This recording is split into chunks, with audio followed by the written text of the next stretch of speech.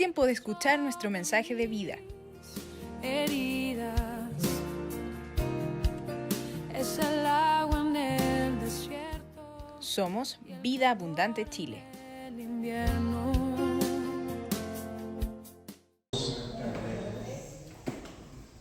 Me gustaría que todos tomaran sus Biblias y las abrieran en el capítulo 9 de Juan.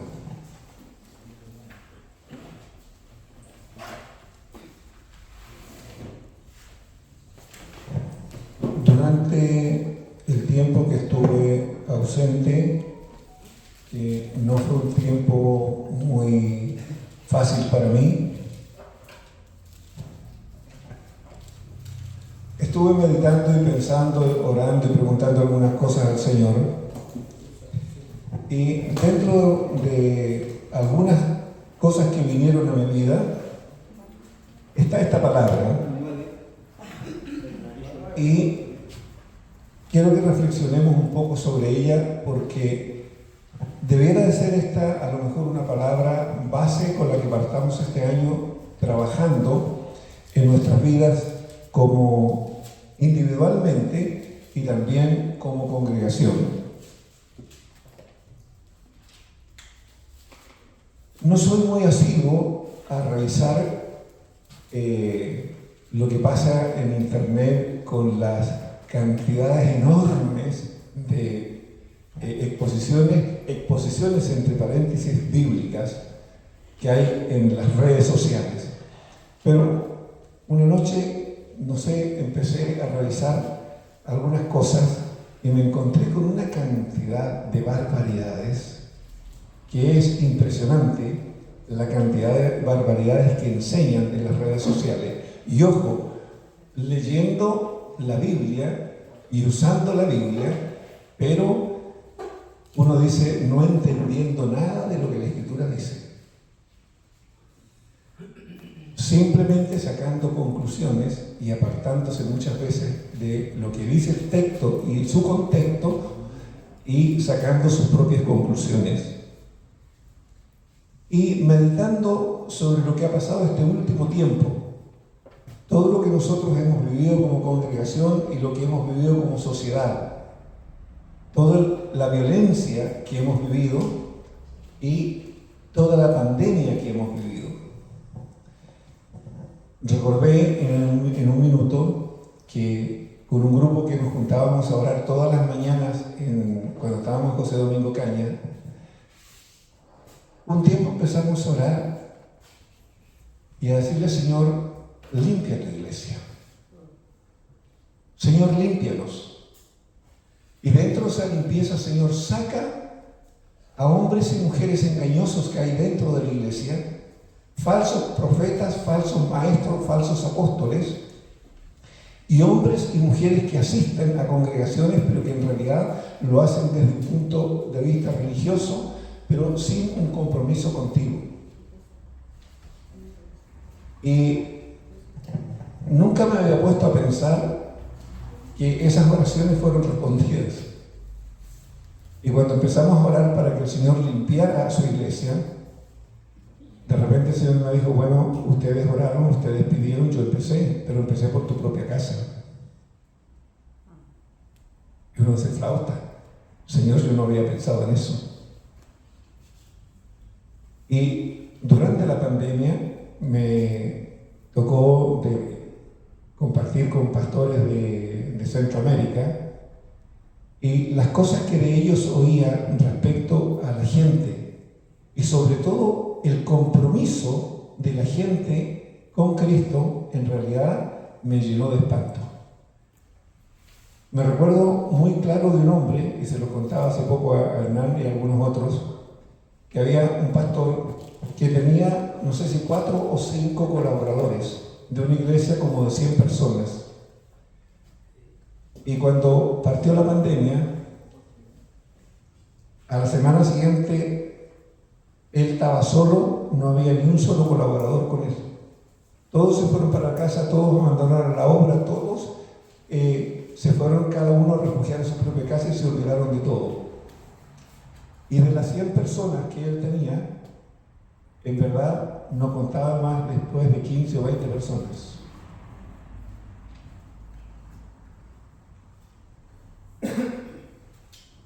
Entonces uno dice, lo primero que por lo menos yo reflexiono y digo, ¿cuál es el evangelio que estamos predicando?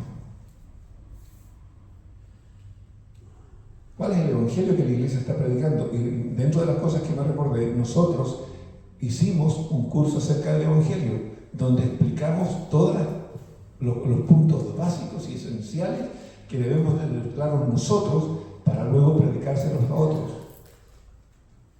Y todas esas cosas me empiezan a hacer ver una cosa, el tema de la fe.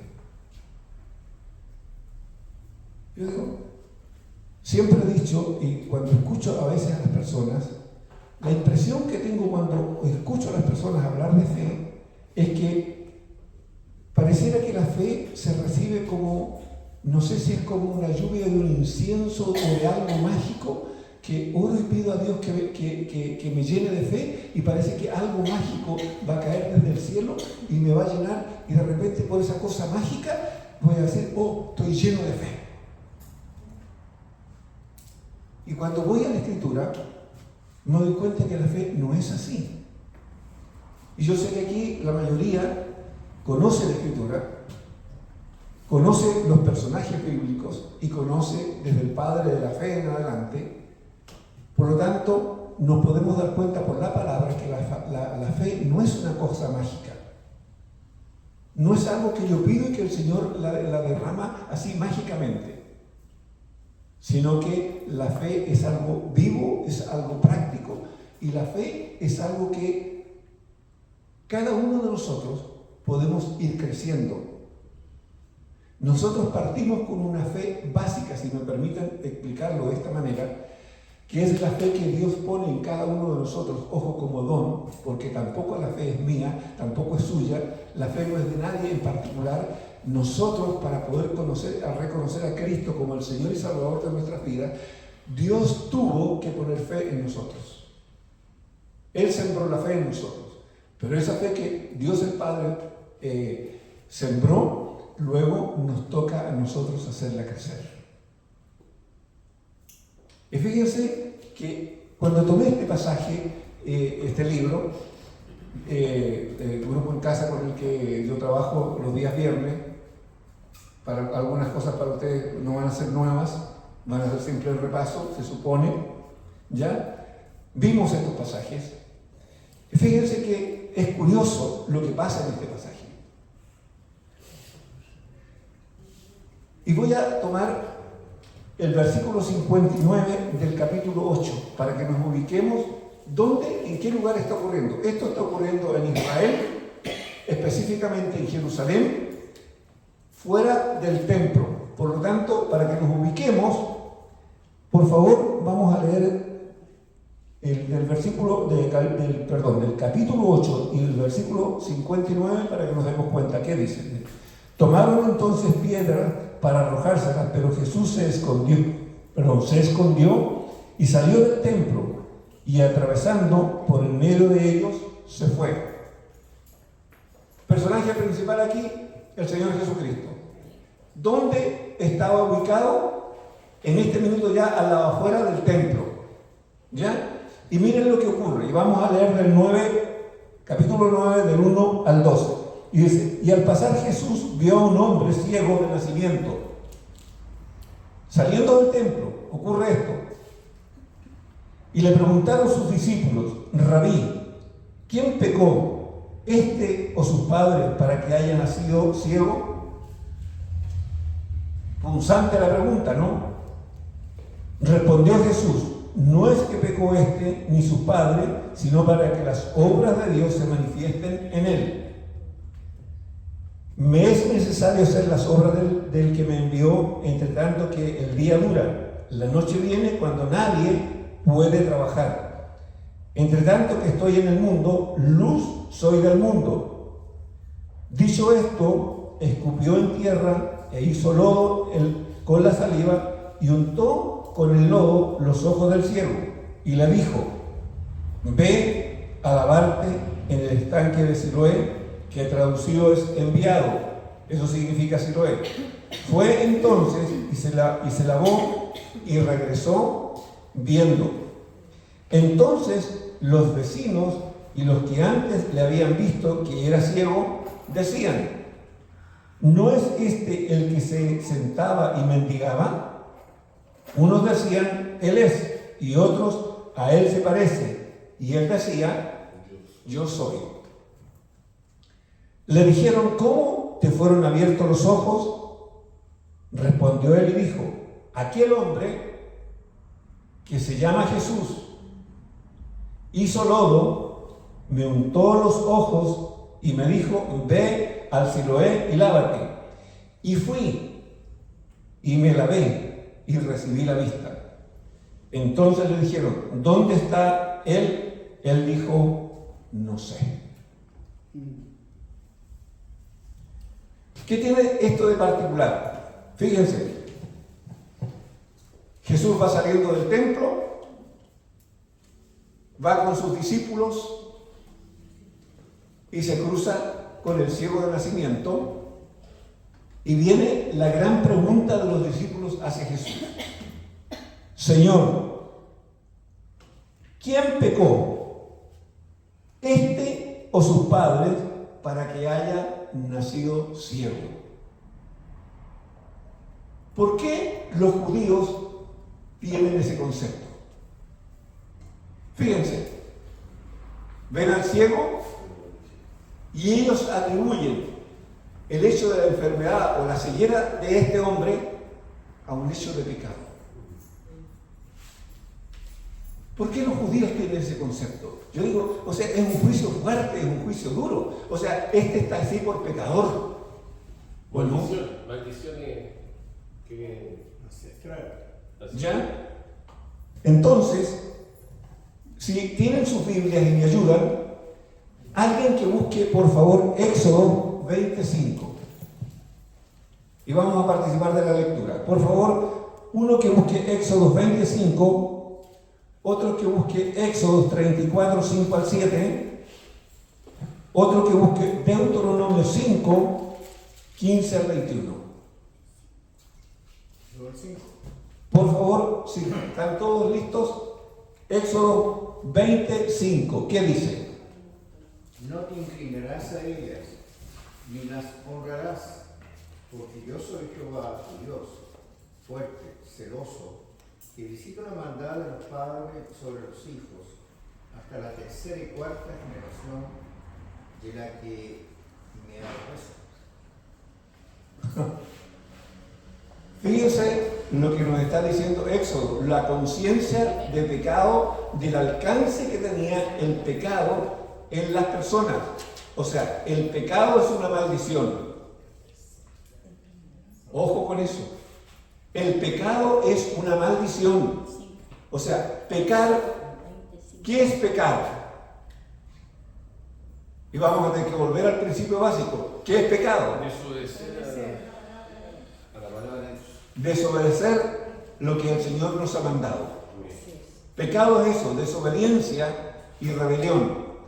¿Por qué es desobediencia? Porque no quiero hacer lo que Dios me manda, y rebelión porque quiero establecer mi propia voluntad. ¿Sí o no? Sí. Entonces, pecado y rebelión van juntos. Ojo con esto. Pero esto, claramente de acuerdo a la palabra, fíjense, trae maldición. O sea, el pecado trae maldición. Y a lo mejor mi pecado no me afecta tan gravemente a mí, pero puede afectar a mi hijo, a mis nietos o a mis bisnietos. Es lo que está diciendo ahí. Entonces empezamos a entender por qué los judíos le hacen la pregunta que le hacen a Jesús: Señor o Rabí, ¿quién pecó? ¿Este o sus padres para que haya nacido así? O sea, aquí hay una cuestión de pecado. Curiosamente, lo que Jesús le dice, ni pecó él ni sus padres, sino le dice para que las obras de Dios se hagan manifiestas. Pero fíjense, vamos a Éxodo 34, 5 al 7. ¿Quién tiene Éxodo 34?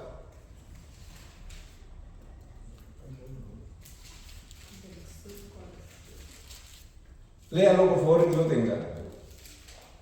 Y Jehová descendió en la nube y estuvo allí con él, proclamando el nombre de Jehová.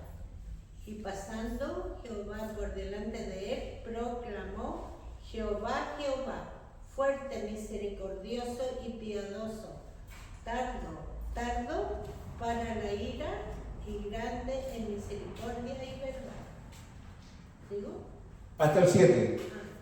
Que guarda misericordia a millares, que perdona la iniquidad, la rebelión y el pecado, y que de ningún modo tendrá por inocente al malvado, que visita la iniquidad de los padres sobre los hijos y sobre los hijos de los hijos hasta la tercera y cuarta generación.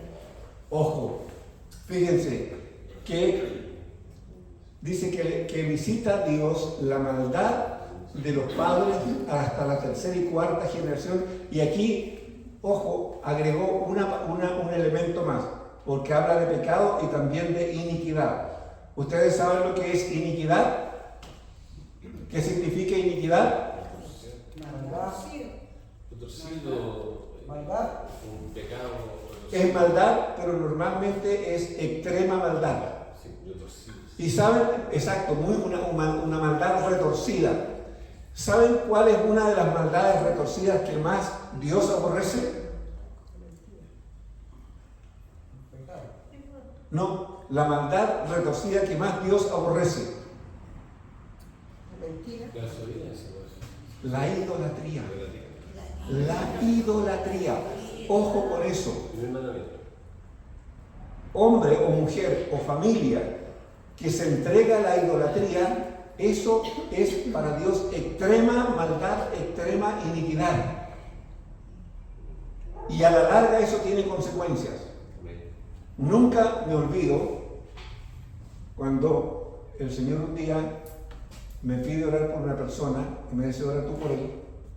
Y fui a orar por esta persona y me encontré de repente, literalmente al orar, extendí mi mano sobre él sin tocarlo, extendí mi mano sobre él, pero yo sentí un muro.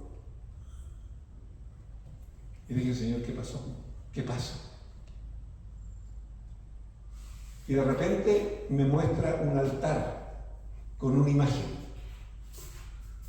Y me dice: dile que él se arrepienta porque sus padres y sus abuelos fueron adoradores idólatras. Y él está en esta condición en que está por esto. Voy y le digo lo que el Señor me estaba diciendo. Y él me dice: eso es verdad, porque mi padre y mis abuelos, yo sé que ellos eran devotos de. Y él pidió perdón, renunció a toda idolatría, y luego que él hizo esto, yo oré por él, de acuerdo a lo que el Señor me mandó. Ojo, no estoy haciéndolo por mi propia voluntad ni por ser el más espiritual, estoy haciendo lo que me mandaron. Fíjense que esa persona fue como una cosa impresionante, fue hacer así, y esa persona vino un cambio y una sanidad impresionante y una libertad en su vida impresionante. Entonces, fíjense, ¿por qué digo esto? Porque, ojo, nosotros hoy día tenemos que tener mucho cuidado con esto. Y todavía hay cosas que trabajar en nuestra vida, todavía hay cosas que examinar en nuestra vida. Por lo tanto, este pasaje nos enseña bastante en esto. Ok, y el último, Deuteronomios. Ojo, los principios, y permítame este paréntesis, los principios que Dios estableció desde el Génesis hasta el Apocalipsis, los principios de Dios no son solamente para este pueblo. Los principios que Dios establece son para todos los hombres. Por lo tanto, estos principios que hemos acabado de leer aquí son para todos nosotros. Porque así como Dios le advierte y le enseña al pueblo de Israel, la misma palabra el Señor me la enseña a mí y me la advierte a mí. Ok, vamos a Deuteronomio, porque aquí nos vamos a encontrar con algo increíble. ¿Quién tiene del 15 al 21? Deuteronomio 5, del 15 al 21. Léalo, por favor.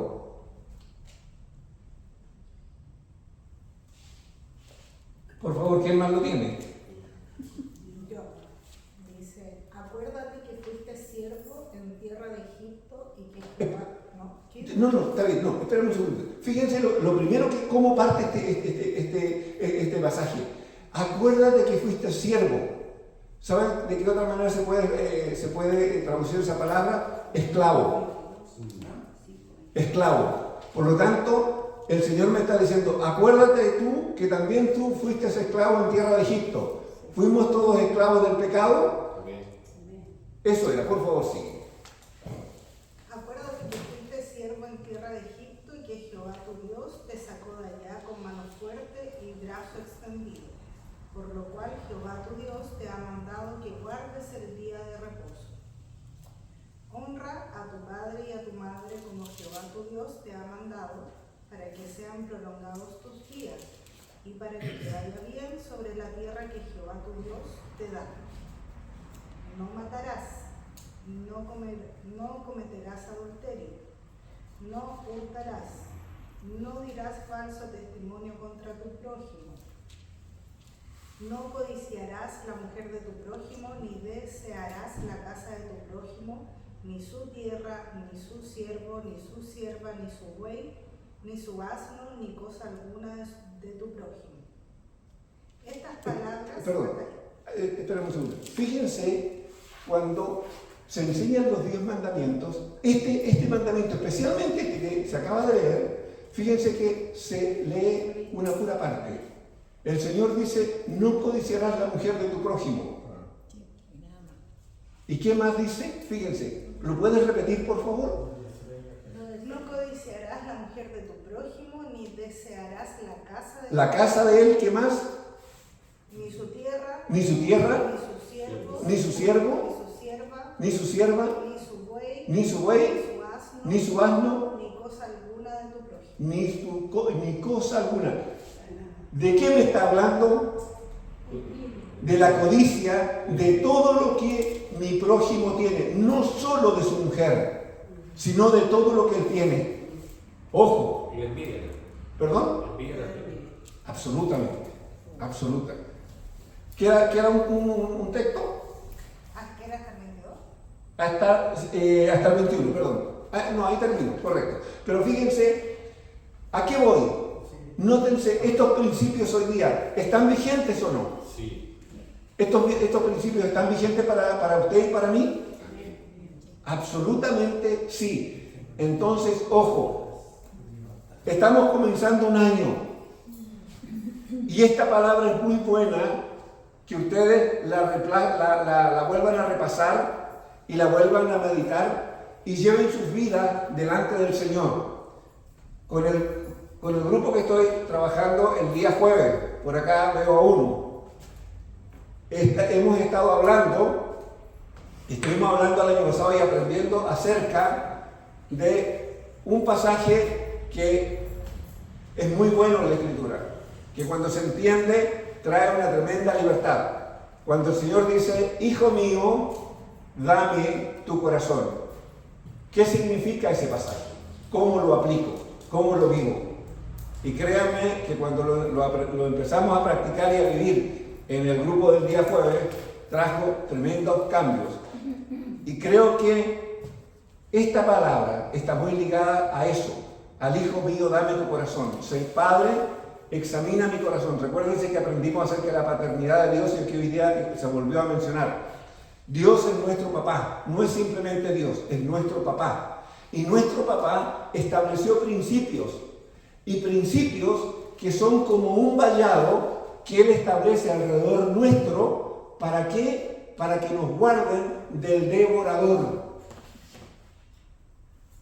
Hay un pensamiento, más que un pensamiento, una forma de razonar y de decir esto es práctico de los judíos que dicen.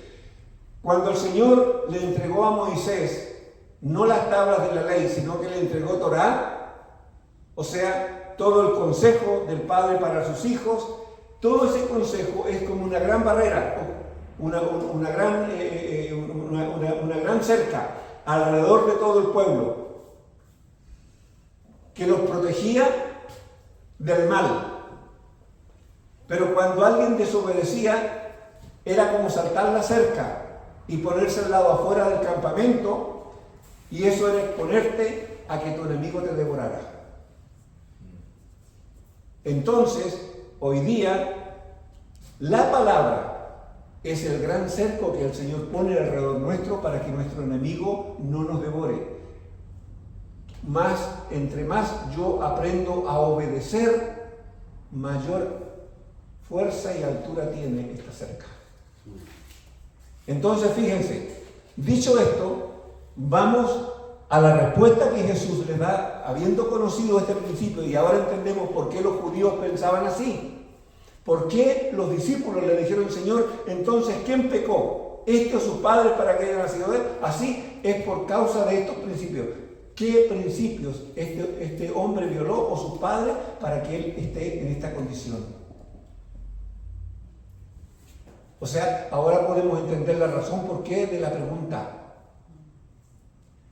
Entonces, fíjense la respuesta de Jesús en el 9, capítulo 9, 3 y 5. ¿Qué dice? Respondió Jesús, no es que pecó este ni sus padres, sino para que las obras de Dios se manifiesten en él. Jesús está diciendo, no, esto no tiene que ver con pecado, esto tiene que ver con un propósito. Y el propósito es de Dios, es del Padre. ¿Qué más le dice? Me es necesario hacer las obras del que me envió, entre tanto que el día dura. La noche viene cuando nadie puede trabajar. Entre tanto que estoy en el mundo, luz soy del mundo. O sea, Jesús vuelve a recalcarles algo que ya les había dicho anteriormente, yo soy la luz del mundo, y él aquí se lo vuelve a recordar a los discípulos. Gran pregunta, ¿habrán entendido los discípulos lo que Jesús estaba diciendo en ese minuto? Fíjense, acto seguido, y nótense esto, ¿hay alguna petición del ciego a Jesús? Fíjense que este es uno de los casos más extraños que hay en cuanto a un milagro. Porque el ciego no pidió nada. Todo esto se genera a causa de una pregunta de los discípulos al Señor. Pero el ciego no pidió nada. Él no le dijo, Señor, ten misericordia de mí, ni le dijo, hijo de David, recuérdate de mí. Nada, simplemente se atravesó en el camino de Jesús. Y todo lo demás lo hace el Señor. Pero ojo, aquí vamos a rescatar algunas cosas. Dicho esto, escupió en tierra e hizo lodo con la saliva y untó con el lodo los ojos del ciego. ¿Ok? ¿Tenía Jesús necesidad de hacer esto? Jesús tenía que valerse de un poco de lodo para poder sanar al ciego de nacimiento. Porque hoy día, por lo que sabemos de la ciencia, cuando alguien es ciego de nacimiento, es que nació con el nervio óptico muerto. Nació con el nervio óptico muerto. Por lo tanto, si el ciego de nacimiento tenía el nervio óptico muerto, ¿de qué servía el barro? Además, puesto encima de los párpados, ni siquiera tocaba el nervio óptico. ¿Sí o no? Entonces, uno dice, absurdo. A ver, pero ¿qué nos quiere enseñar el Señor con esto? Y fíjense el 7 dice, y le dijo, ve a lavarte en el estanque de Siloé, que ya dijimos traducido es enviado. Fue entonces y se lavó y regresó bien. Pregunto, ¿qué aplicó aquí el ciego? ¿Fe u obediencia? Obediencia. Porque hizo lo que él le mandó. Exacto. Fíjense que él hizo lo que le mandaron hacer. Él simplemente obedeció. Vean lo relevante de la obediencia. La obediencia es la que hace que las cosas ocurran. Y si no, partamos con el padre de la fe. ¿Qué le dijo Dios a Abraham? Dios le mostró toda la tierra prometida. Dios le dijo, este es el lugar, así va a ser. Hay abundancia de agua, de pastos, de terreno, hay un terreno para la ganadería, para la agricultura. ¿Le dijo algo Dios? Nada. Simplemente el Señor le dijo a Abraham, sal de tu tierra y de tu parentela y ve a la tierra que yo, le dijo el Señor, te mostraré. Futuro, ni siquiera se lo dijo ahí, simplemente le dijo, sal de tu tierra y de tu parentela. Eso fue lo que Dios le dijo. ¿Qué hizo Abraham? Obedeció. Entonces, ¿por dónde parte la fe? La obediencia. Y no son polvitos mágicos entonces que me tienen que caer desde arriba sobre la cabeza para sentirme así con algo extraordinario. No. La fe parte en la obediencia. Lo tenemos en el ejemplo en Abraham y lo tenemos aquí el ciego. Fíjense, este hombre, eso es lo grande, este hombre no pidió nada, pero hizo lo que Jesús le dijo. Ahora, fíjense otra cosa. ¿Cuál era el concepto que él tenía de Jesús? ¿Quién se imaginaba él que era Jesús? Fíjense, veamos. Entonces, y dice, y regresó viendo. 8. Entonces los vecinos y los que antes le habían visto que era ciego, decían, ¿no es este el que se sentaba y mendigaba? El cuchucheo del pueblo. Unos decían, él es, y otros, a él se parece, nótense. Y él decía, yo soy. 3 posiciones distintas. Fíjense, este hombre regresa del estanque de Siloé viendo y es un hombre que ha sido cambiado. Porque aquellos que estaban acostumbrados a verle quizás día a día pidiendo limosna, hoy día dudaban si era él o no era. O sea, cuando Dios obra en la vida de alguien, en verdad se produce un cambio que las personas lo notan. ¿O no? Hay un cambio que es evidente, ¿o no? Fíjense, y le dijeron, ¿cómo te fueron abiertos los ojos? Pregunta lógica. Y él dice, respondió él y dijo, fíjense, aquel hombre que se llama Jesús,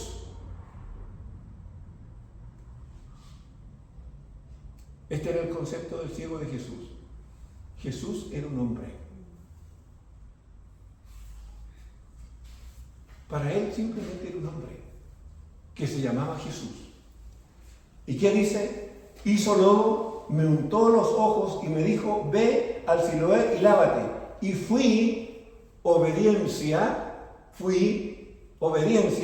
y me lavé, hizo todo lo que le dijo Jesús y recibí la vista. Obediencia, acción.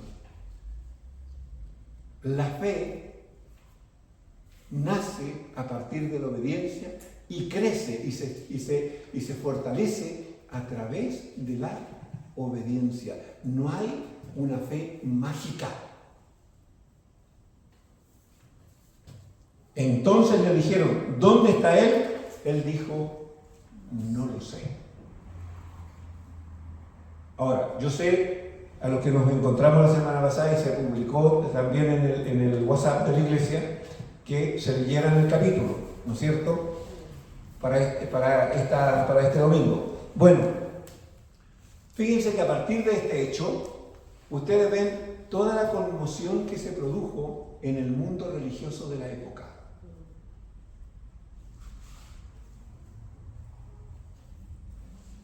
Y el mundo religioso, ¿qué le dijo a este hombre?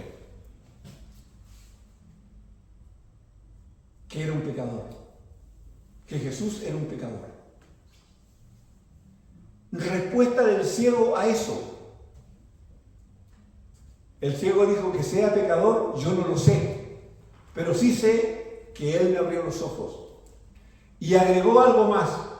Y yo sé, dijo, que a los pecadores el Señor no les escucha. O sea, este hombre era ciego, había sido ciego toda su vida, pero seguramente muchas veces él escuchó las enseñanzas de Moisés a las puertas del templo. Si bien era ciego y no veía, pero sí tenía un oído con el que oía. Y él conocía lo que la Escritura decía. Y dentro de las cosas que él sabía es que Dios no escucha a los pecadores, ni les responde.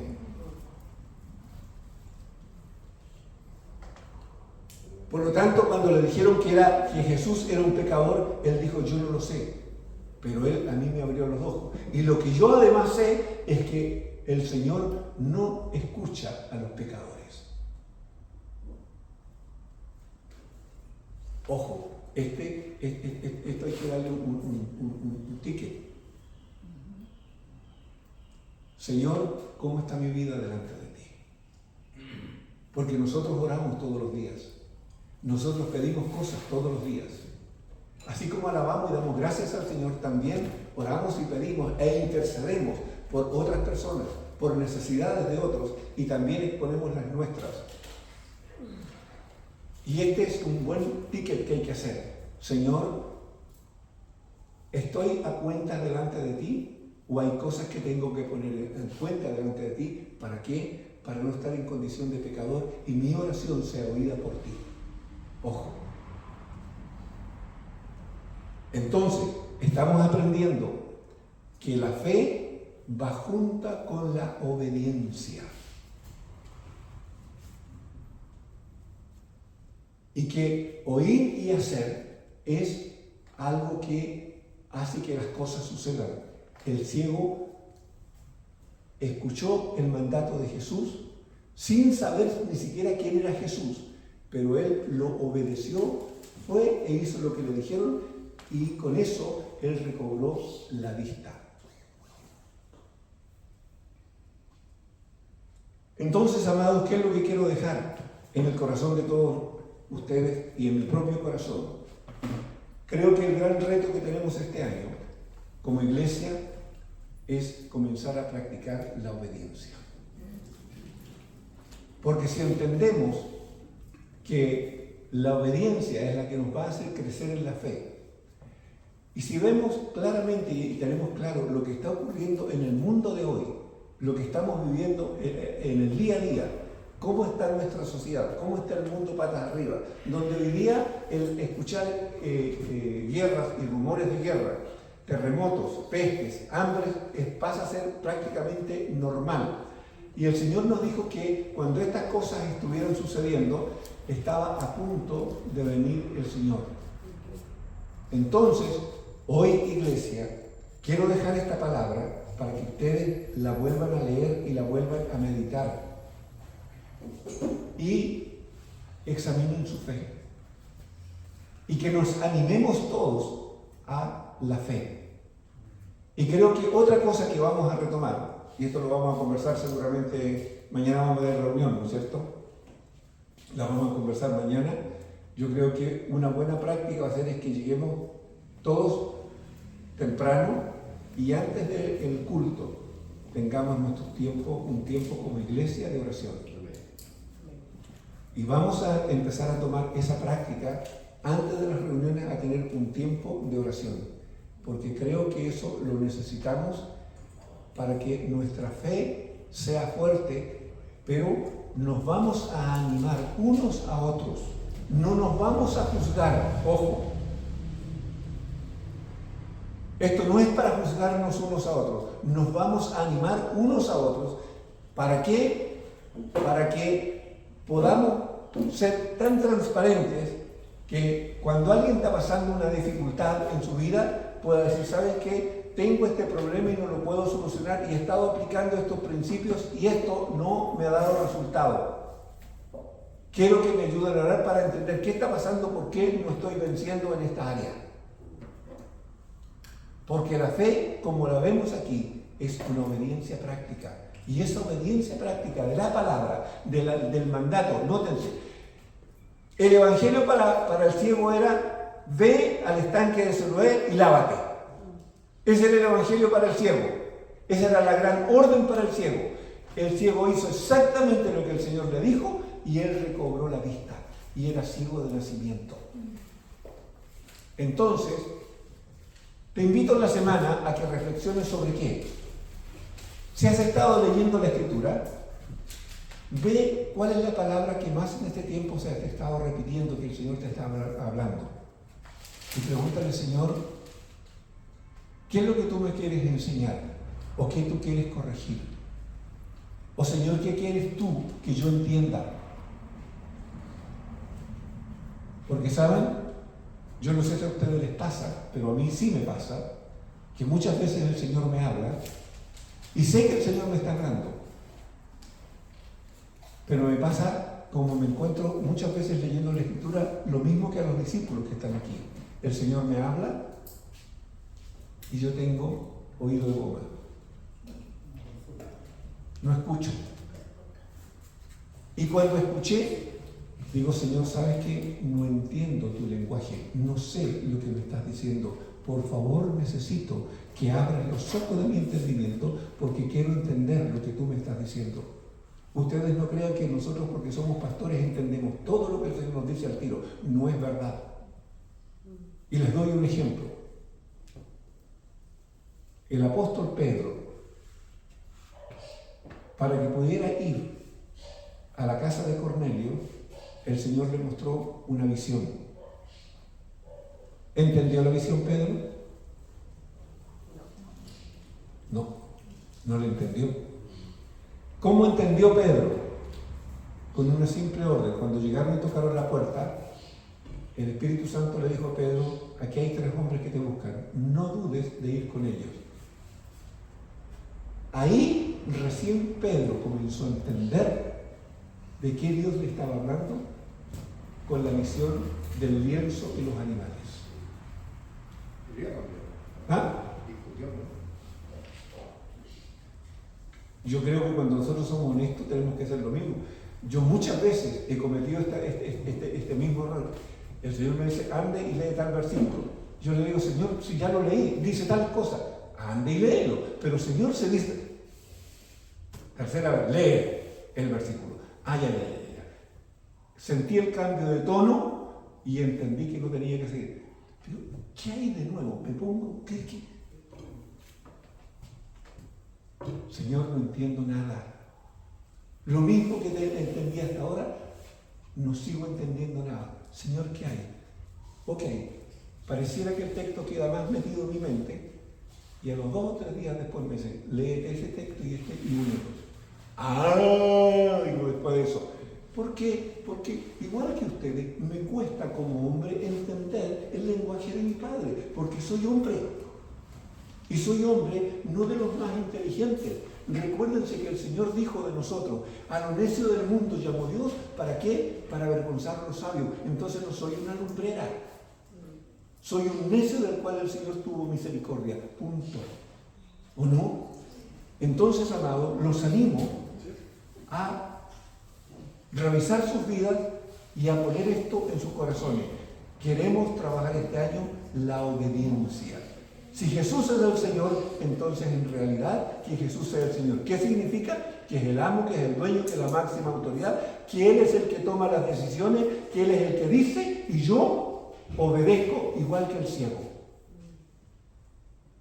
¿Ustedes creen que para el ciego, entre paréntesis, fue fácil hacer el tramo desde la salida del templo hasta el estanque de Siloé? Fíjense que ese hombre se enfrentó a dificultades. Piensen que en ese tiempo Jerusalén era un pueblo, era una ciudad agrícola. Ovejas, cabras, camellos, caballos, carretas, hoyos, piedras. Y el ciego, con su bastón o quizás a tropezones, hasta llegar al estanque. Por lo tanto, él pudo en un momento decir: pero ¿a qué voy allá si no era fácil para él llegar a ese lugar?